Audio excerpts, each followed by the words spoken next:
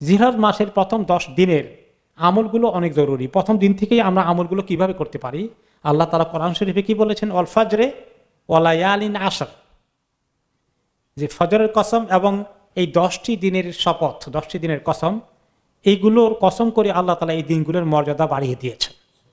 যে এই জিলহজ মাসের প্রথম 10টি দিন অনেক ফজিলতের, অনেক মর্যাদার, অনেক আমলের। যে রমাদান যেরকম একটা আমলের সিজন, আর এরপরে বড় একটা সিজন আসে জিলহজ মাসের উপলক্ষে। এই সময় হুজ্জাজ কেরাম মক্কাতে গিয়ে হজের তাওয়াফ সাই থেকে শুরু করে আপনার আরাফাতে যাবেন, মিনাতে যাবেন, কত আমল করবেন। আমরা তো এখানে থেকেও কিছু আমল থেকে আল্লাহ আমাদেরকে বঞ্চিত করেননি। তো সেজন্য আমরা এখানে কিছু আমল করব, এবং এই আমলগুলোর এত শান যে পৃথিবীতে রমাদানের আলাদা শান আছে, এছাড়া আর সারা বছরের মধ্যে যে যত আমলই করুক, এই জিলহজ মাসের 10 দিনের আমলের মতো অন্য মাসের যে কোনো আমল আর এত উঁচু শান, এত বেশি নেকি আল্লাহর কাছে পাবে না। যে এই 10 দিনের আমল আল্লাহর কাছে যত পছন্দ হয়, অন্য কোনো সময়ের কোনো আমল আল্লাহর কাছে এত পছন্দ হয় না। তো সাহাবায়ে কেরাম বলেন, ওয়ালাল জিহাদ ইয়া রাসূলুল্লাহ, আল্লাহর রাস্তায় জিহাদ করা, জানমাল নিয়ে যেটা অনেক ফজিলত, সেটাও যদি অন্য মাসে করে তাহলেও কি এই জিলহজ মাসের 10 দিনের সমান পাবে না? কয় তাহলেও পাবে না। এত বেশি ফজিলত আমাদের সমাজে রমাদানের আমলের ফজিলতে যথেষ্ট গুরুত্ব আলহামদুলিল্লাহ আমাদের লোকজন দেয়, আমরা দেই, কিন্তু এই 10 দিনের আমলের গুরুত্ব সেই তুলনায় কেমন আছে আমাদের মধ্যে? নাই বললেই চলে, নাই বললেই চলে। শুধু একমাত্র আরাফাতের দিন একটু কিছু লোকেরা গুরুত্ব দেয়, সেটা আমরা আসতেছি। তাহলে এই 10 দিনের মধ্যে অনেক আমল আছে। এই 10 দিনের মধ্যে আমরা কি আমল করব? ওকে, এই 10 দিনের মধ্যে আমরা যে আমলগুলো করব, একটা হলো যে এই নামাজগুলো যেগুলো আমরা পড়ি, এগুলাকে গুরুত্ব সহকারে পড়ব। এগুলোর মধ্যে আমরা ঠিকমতো জামাতে পড়ব, একটু ইহতিমামের সাথে পড়ি। এরপরে এই দিনগুলোর মধ্যে যে কটা দিন বেশি বেশি রোজা রাখা যায়, বিশেষ করে সোম বৃহস্পতি সাপ্তাহিক রোজার দিনগুলো যারা সুন্নত রোজা, এই সময় আমরা যদি একটু রাখার চেষ্টা করি অনেক বেশি সওয়াব হয়ে যাবে, সুযোগ মিস করা ঠিক হবে না। আর এছাড়াও যদি সোম বৃহস্পতি ছাড়াও যদি কেউ অন্য আমল করে, তাহা মানে অন্য দিনও রোজা রাখে, সেটাও ঠিক আছে, সেটাও ভালো আমল হবে। তাহলে এই ফরজ ইবাদতগুলোকে ঠিকমতো করা, ফরজের পরে নফলের দিকে যাওয়া। একটু তাহাজ্জুদের চেষ্টা করি আমরা, রাতগুলো অনেক ছোট, আমরা জানি শোয়ার আগে 2টা রাকাত পড়ে যদি শোয়া যায় তাহলেও তাহাজ্জুদ হলো। 2 রাকাত পড়েছিলাম অন্তত, যেহেতু রাতটা ছোট। সাদাকা বেশি করে দেওয়া, যেভাবে রমাদানে সাদাকা দিলে অনেক সওয়াব হয়ে যায়, আমরা বেশি করে দান খয়রাত করি। এই 10 দিনও আমরা বেশি করে যেন দান খয়রাত করি। তাহলে এখন তার আগে যারা এবারে আমরা কোরবানি করব, কোরবানি একটা বড় আমল আসতেছে, ফাসাল্লি লিরাব্বিকা ওয়ানহার, যে ঈদের নামাজ পড়বো এবং কোরবানি করব। এই কোরবানিটা অনেক বড় আমল। প্রতিটি পশমের বিনিময়ে আল্লাহ তাআলা আমাদেরকে নেকি দেবেন, এবং একটা পশুর গায়ে কত লক্ষ কোটি পশম আছে আল্লাহ তাআলাই ভালো জানেন, কেউ কোনোদিন গণে শেষ করতে পারবে না, এত নেকি দেবেন আল্লাহ তাআলা। এই জন্য কোরবানি আমরা দেই, নিজের কোরবানি দেই, এবং যদি নিজের বিবি কোরবানি দেই, ছেলে মেয়েরা যদি তাদের ভালো ইনকাম থাকে তারাও কোরবানি দেয়। যদিও কেউ কেউ বলেছেন, একটা হাদিসে আছে পরিবার থেকে একটা কোরবানি দিলে হয়ে যাবে, কিন্তু আসলে যদি সামর্থ্য থাকে একটা দিলে হলেও, একটা দিলে যে স্বভাব হবে, 2টা দিলে কি সমান স্বভাব হবে? 3টা দিলে কি সেরকমই হবে? না। তো আপনার স্বভাব হবে, আপনি দিচ্ছেন, আপনার ছেলের অনেক ইনকাম আছে, সে না দিলে তো সব থেকে বঞ্চিত হয়ে গেল, তাকে সব বেশি করে কোরবানি দেয়। এখন আবার এই যে কিছু কিছু প্রায় দিনই প্রশ্ন এটা আসে, যে এখন অনেকে নাকি বলছে যে এত বন্যা হয়েছে, না খাই মরতেছে, এবারে কোরবানির দরকার নেই, টাকাগুলো সেখানে পাঠিয়ে দেন, সব বেশি হবে। এইভাবে যদি মানুষ ফতুয়া দেওয়া শুরু করে, দিনের হুকুম দিন না রেখে সেটা আরেক জায়গা লাগায়, এক জায়গার হুকুম আরেক জায়গায় ঢুকাই দেয়, এগুলোর মানুষের কোনো এই এখতিয়ার অধিকার আছে? এগুলো অন্যায় কথা। খবরদার, এটা দিনের একটা শেয়ার, দিনের একটা চিহ্ন, দিনের একটা সিম্বল, দিনের একটা আলামত, শরীয়তের একটা বিশাল একটা আমল এই জিনিসটা। এটাকে বাদ দিয়ে আপনি সদকা করবেন, আপনাকে টাকা পয়সা আল্লাহ আর দেন নাই, বন্যার্থদেরকে সাহায্য করার জন্য কোরবানি টাকাটাই সেখানে দিতে হবে। তারপরে আপনার কোরবানি, ওতে তো কোরবানিও লাগবে, কিছু ওতে গরু ছাগল সব বানি ভাসি নিয়ে চলে গেছে বেচারাদের। তা আপনি যদি তাদেরকে একটু কোরবানি গোশত না দেন, তারা শুধু চাল খাবে, ভাত খাবে? তাদেরকে কোরবানি তো দরকার আছে ওদেরকে দেওয়ার জন্য, এবার তো বেশি টাকা দেওয়া লাগবে আরো, তাই না? তাহলে এগুলা এই সমস্ত কথা ঠিক নয়।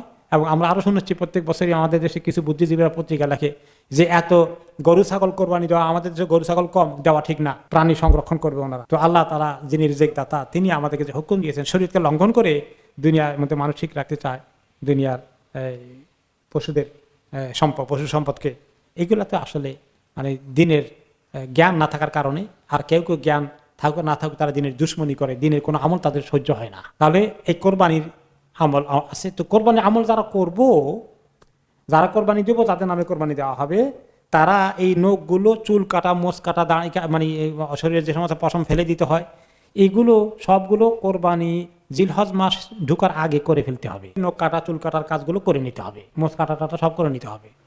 তারপরে আমরা কখন কাটবো? আবার যখন কোরবানি দিন, ঈদের নামাজ পড়বো, কোরবানি হবে, তখন কাটবো আমরা। ঠিক আছে, এই একটা জরুরি মাসালা খুব গুরুত্ব দিয়ে নবী করিম সাল্লাল্লাহু আলাইহি ওয়াসাল্লাম বলেছেন, তোমাদের যারা কোরবানি দেবে তারা যেন কোরবানি দেওয়ার আগ পর্যন্ত পশম না কাটে। এরপরে আমাদের তাকবীরের আমল আসবে।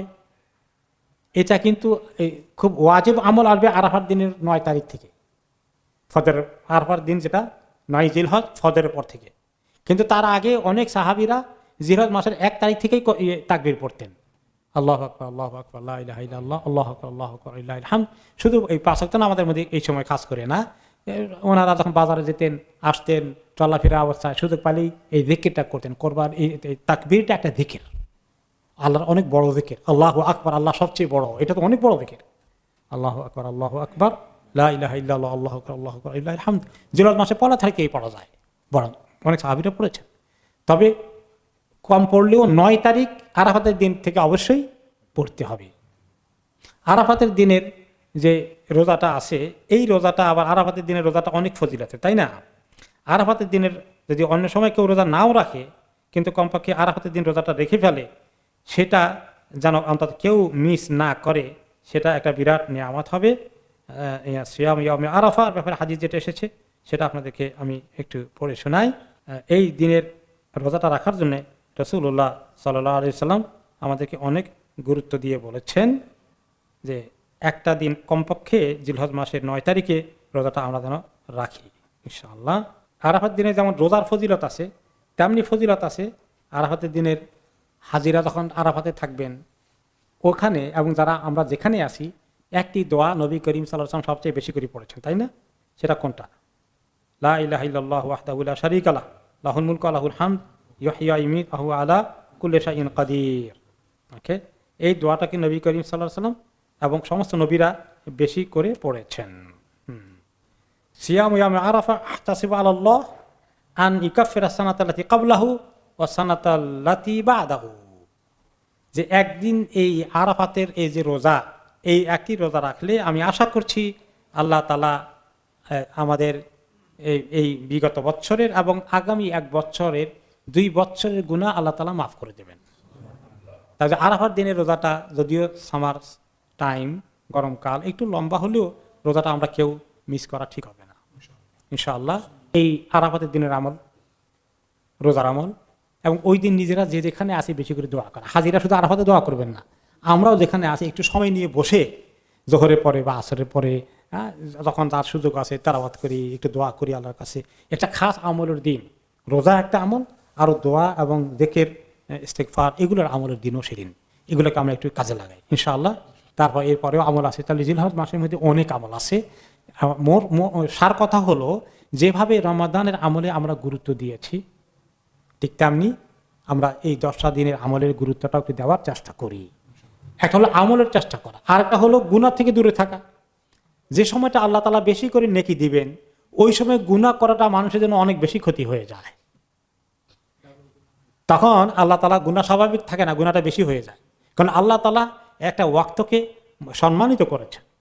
আল্লাহ সম্মানের গুরুত্ব দিতে আমি জিলহজ মাসে অন্তত নিজেকে গুনাহ থেকে দূরে থাকি। যেমন রোজা রাখলে আছে না, দেখে ঝগড়া করলে আমি বলবো আমি রোজাদার, কেন? যে আপনি রোজার হালতে আছেন। রমাদান মাসের একটা শান আছে, ঠিক তেমনি জিলহজ মাসে এই পবিত্র দিনগুলোতে, আমলের দিনগুলোতে যেন আমরা গুনাহের মধ্যে লিপ্ত না হয়ে যাই। এই কয়েকদিন আমলের মধ্যে একটু আমরা চেষ্টা করি, কোরআন শরীফ যেভাবে রমাদানে করি কোরআন শরীফ বেশি করে পড়ি, দোয়া করি, ইস্তেগফার করি, দান করি বেশি করে, সাহায্য সহযোগিতা করি। যত বেশি দান করব, এই একটা ফজিলতের মাসকে কাজে লাগাই। সামনে ঈদ আসতেছে, গরিব মিসকিনের কাছে, আমরা বর্ণাঢ্যদের কাছে বেশি করে কিছু পাঠানোর চেষ্টা করি। আল্লাহ তাআলা যেন তৌফিক দান করেন, কবুল করেন।